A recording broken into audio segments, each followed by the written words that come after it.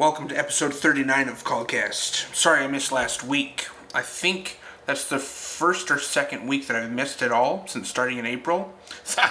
That's pretty good. This is like one of the most longest commitments that I've made or kept so far. That was not an easy sentence to say.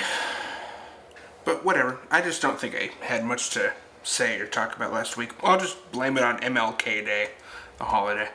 Oh, Alec Baldwin. Bruh. That dude has been charged with involuntary manslaughter. Manslaughter. What's that from? What's that a quote from, guys? Come on. Which, that's a bummer. But, again, if you're holding a gun, shooting a gun, that is on you to make sure that there's not live rounds in the gun. And it's so funny that the interview that he gave to 60 Minutes or no, it's some news channel, soon after it happened, he said that all he did was pull back the hammer and the gun went off. But somebody posted a video right after that showing the gun he was using, and the hammer locks into position and doesn't go off. It can't. It would have been physically impossible for that gun to go off the way that Alec Baldwin said. So he definitely pulled the trigger. And the thing about it is, there were 12 live rounds mixed in with all the dummy rounds. Why? Either that is total negligence, or that is somebody putting live rounds there for them to be used in this way. Like framing Alec or setting him up like this. I don't know why somebody would have done that, but Alec is facing almost 5 years in prison and like $10,000 in fines, which I'm sure he can do pretty easily. That's sad. It's sad for him. I mean, not more sad than the cinematographer that lost her life and her family. That's the saddest part about this, is that there was negligence on that set. And in that interview, Alec was trying to point the blame at everybody but him, but nope. Somebody has to go down, and it needs to be the guy that pulled the trigger. Sorry, the trigger.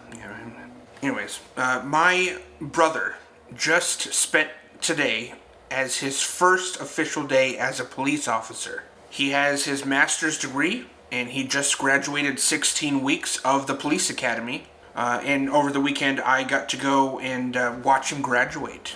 So today, all the cops got like brand new vehicles, and Kobe is spending, as the secondary police officer to the main cop who owns the vehicle. And I'm super curious to hear how it went. But I think now I'm also officially nervous for my brother's safety. Safety from criminals, because he's going to be put in a lot of situations where you don't know any traffic stop. You have no idea who's driving that vehicle, what their intent is, what they have in the car. So, that right there makes me nervous, because people do not like cops today. The majority of this nation has shown their absolute disdain for police officers. And I'm going to get into that at the end of this episode. But congratulations, Kobe. You're a police officer now, which is something that he's been working towards for the last 5 years. And to see him now have graduated after 5 years of working towards this, please stop. I do want to talk about, I'll just call them non-generous people, with some examples of why I don't like them and the type of mindset that they have that is just them. It's all that matters is them. I went to dinner with my friend David in Michigan. I had just driven 20 minutes to get him, 20 minutes back, and then I'm his ride back home. Somebody who doesn't connect the dots there and go, at least, hey man, I'll throw you some gas money, $5 even, just to offer. Or even, I'll pay for your meal, something like that. Even if there's no offer and they leave the money part unsaid, I think I have a really hard time being friends with those people, or at least when I am friends with them, I think I hold them at arm's distance. Because we went to dinner, I really didn't have very much in my bank account at the time. The waiter comes up and says, are we doing together or separate? And I kind of left it up to him. It was a little awkward. I looked at him to answer, and he just goes, oh, separate. And I'll never forget that, how I felt at that moment. Because then I feel taken advantage of or not even considered. And I think that's the biggest part, is it's just really inconsiderate. And I don't like inconsiderate people. I have another friend who is pretty inconsiderate, only thinks of himself. One time we had just sat down to eat. He gets up and he goes and gets silverware and napkins, comes back, and I notice he just got it for him. So then I stand up and I go get silverware and napkins for myself. But I can't even fathom being the first one to get up and go get that stuff and coming back to the table with only stuff for me. He never would have left my mind. Of course I'm going to bring back double everything that I have. I think it's a pride issue, honestly. Or it just didn't even cross his mind. Which indicates that that's really not the person to be hanging out with. If you're just not even considered. But back to the pride issue, I think it could be that too. Like, I'm not your dog, I'm not your servant, I'm not gonna, blah, blah, blah, blah. Yeah, how about you just do something kind? So this friend, we had a debate for a long time. I love the show The Shield, and he loves the show The Wire. And we constantly compared the two. I had never seen The Wire. He had never seen The Shield. He invites me over to his house to start watching The Shield, and we go through all 5 seasons, and he expects me to watch it as intently as he's watching it, so I did. I mean, it was like no phones, everything, you're just watching the show. It was a good show. It is a good show. I had agreed to watching The Wire if we could watch The Shield right after. That's 7 seasons. We start watching The Shield. We get episode 1, and he's on his phone, he's getting up, he's talking to his dog in the middle of the episode. Oh, come here, oh, doing that whole, He's not paying attention, and I think it's on purpose. He's also critiquing the show openly. Oh, please, why didn't he just do that? Why didn't he do this? I didn't do any of that stuff while watching The Shield. I paid attention, and I liked the show. And here he is, openly mocking the show and not paying attention to it. We got to episode 3 of The Shield, and he stopped calling. He stopped going, hey, you want to watch, whatever? It was just about him and his show. He just wanted me. I felt duped. I felt like he was like, I got Collin to watch The Wire, finally. Soon after this is when the pandemic hit, and we stopped hanging out, mostly because of that. Since 2019, I can count on one hand how many times I've seen him. I think it's 4. I think 4 times I've seen him since 2019, since the pandemic hit, and I hardly felt his absence. I really only felt it out of routine of like, oh, I'm going over to Tyler's to watch The Shield, or, The Wire. In October of 2021, Tyler invites me to a resort. His whole company does these annual weekend retreats, and he invited me there, so that was surprising to me. I was like, I know you have friends who are higher up on your list that you could have invited, and he probably did, and they weren't available, so he invites me. Thanks. The weekend was really good. It was a fun time.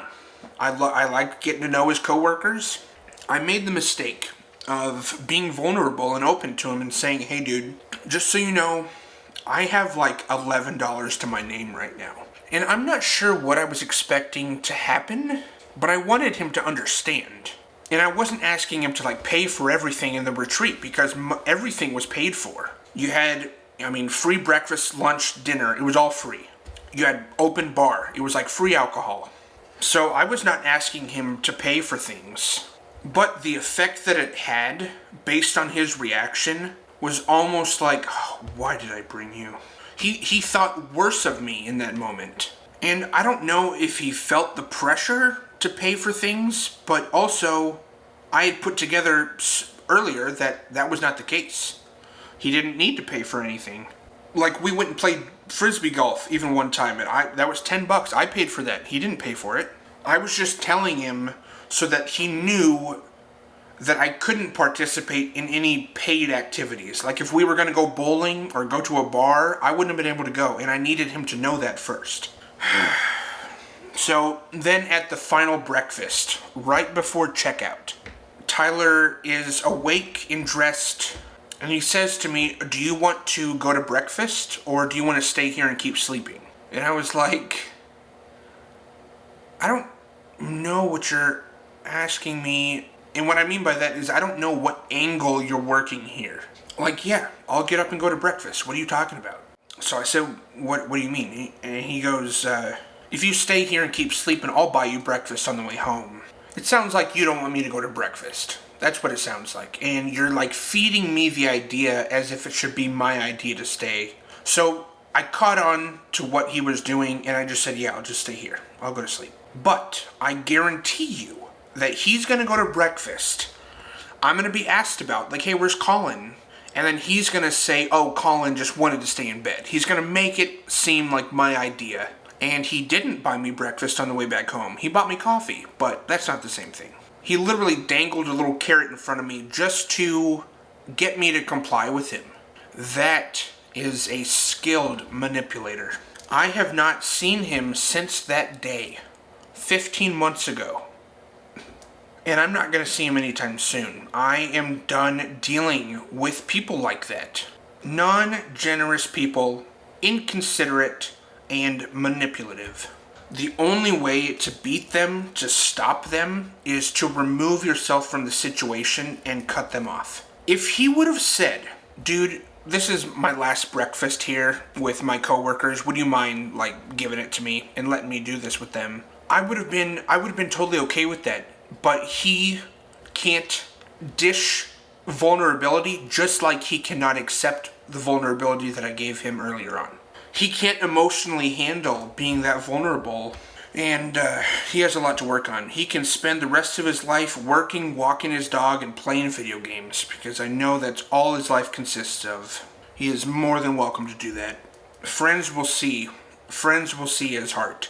And if they don't, they probably have a pretty similar heart to him, where it's just me, nobody else exists. So this is something that I didn't know if I wanted to talk about, but I think that I will. There's a friend that I grew up with. We were born 15 days apart, so we literally grew up together until I was 11 and moved to Brazil. We were 8 years old at the time, and he came over to hang out. He led me into my own room, sat on my bed, and then I sat on my brother's bed. He opens up the conversation by going, so, have you seen any? And I was so confused. I went, what? Any what? Seen any what? And then he motions to his chest. Any boobies?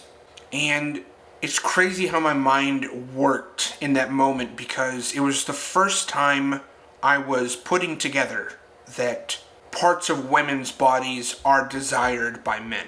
Boobies had never even crossed my mind in that context before.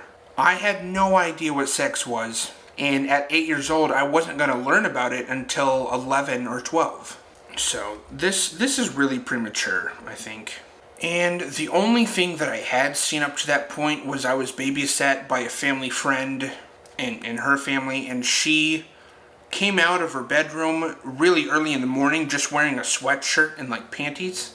And the sweatshirt was covering everything, but I had never seen that much skin before. I remember looking, and she like pulled down her sweatshirt even more and like kind of, I think she came out to get her son and take him back into the room.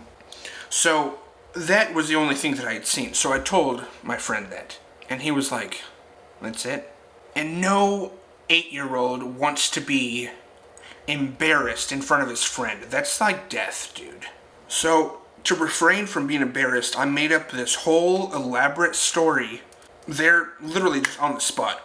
This story involved multiple girls from our congregation, our church. I don't even remember everything that I said, but it had something to do with them all coming over, getting naked, and like tying me up, dunking my head in a bucket of water. Nothing I said was even remotely sexual. I didn't know anything that was sexual at that point. I spun a whole story as to not be embarrassed in front of him. And to even do him one up and be like, yeah, I've seen boobies and way more than you've seen. You know, I wanted to flip it around and have him be the embarrassed one, I guess. Unfortunately, my friend started telling other people this story, and I was like, why are you telling people? His parents found out. My parents found out. I remember my dad having a very stern talk with me and my mom, and just going, why? Where did that come from? It had to have come from somewhere in you that you saw. Where did that come from? And I was like, I just made it up. I don't know. And he didn't believe me until my mom said, well, when Casey asks me for help on one of his school papers, it will spark an idea that leads to another, and it's like a window of creativity. And I related to that because that's exactly what happened. It was just a story I spun in the moment because out of self-protection. My mind connected that since he's asking me about women's bodies so secretly like this, naked women must be of some desire to boys, men like us. So I go, yeah, this totally happened to me. And I wish that none of that had happened because it was too early for me. I'm sad that he asked me and all, and I'm sad that I couldn't have just said, nope, I've never seen any. And that would have killed the conversation right there. And I wish that I had the lack of pride in that moment to just tell him, no, I've never seen any. But I didn't. I did the opposite. I don't know. It just opened doors in my mind that opened doors, and curiosity often gets me in trouble. I find myself curious about something and I have to find out. I don't have to, but it feels like I have to. Like, it's an itch that I need scratched, so I have to go seek out this information. And, yeah. Glad I got that off my chest. I saw a video on Reddit recently of a cop being shot at point blank range, and everybody in the comments is going, good, yeah, what a piece of scum. He's already trash. I have never wanted to jump through the comments and start throwing hands more than in that moment. I sincerely hope that all those people putting those comments on the video, that they find themselves in a situation in which they have to rely on the police officers to save them. They have to call 911. The BLM movement brought along the ACAB movement, all cops are bastards, tearing down one group to lift up another, instead of just learning how to lift up that group and bring about respect between both groups. They see a lopside, so they work so hard to tip it back in their favor instead of just leveling it out. It's not defund the police, it's train the police. The only way that I would be into defunding the police is if that money is put into programs that gets people off the streets and better recognized into the system. A large portion of black people have given cops reasons to take such drastic action. But nobody wants to see who poked the bear. They just see the bear attack. How about we fund more after-school programs for schools in areas of poverty? How about we give more incentive for kids to stay in school so they don't so easily find themselves in gangs or stealing for money, hooked on drugs at a very young age? Why don't we provide more opportunities for off-duty or on-duty police officers to interact with residents of their city in a positive way? That would cut way down on officers jumping to conclusions or misinterpreting the actions of their citizens on traffic stops or 911 calls.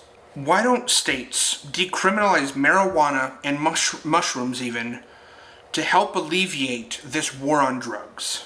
Provide a safe space for them to acquire those drugs, like a dispensary or a dispensary cafe, because they're already going to be acquiring those drugs, but it's going to be from some drug dealer in a back alley, which is so unsafe for everybody involved. or provide a healthy and positive substitute for those kinds of activities. You have to give a little to get a little in terms of preventing more criminality from occurring. I support the blue. I also support black people. I also support white people. People want to bash others who are for all lives matter, but there is very little logic and love in that type of mindset. Some cops are bastards. Some black people are criminals. Some white people are very racist. But I thought we learned to stop generalizing groups like that. But apparently not. The show Yellowstone is touching on that subject because there are Native Americans in the show who despise white people because they're like, they've been stealing from us for 500 years. Well, these white people haven't been stealing from you. Those white people, way back when, they may have stolen from your ancestors. Sure, absolutely. But how dare you put that blame on the here and now? It's just generalizing in a very disgusting way. Anyways, okay, I need to calm down, guys. But I think that's my episode. I think that was everything that I wrote down. Not only do I think it, I know it. Again, my apologies for missing last week, but at the same time, I can do whatever I want. Alright, bye guys. Thank you for being here. Appreciate you. Love you.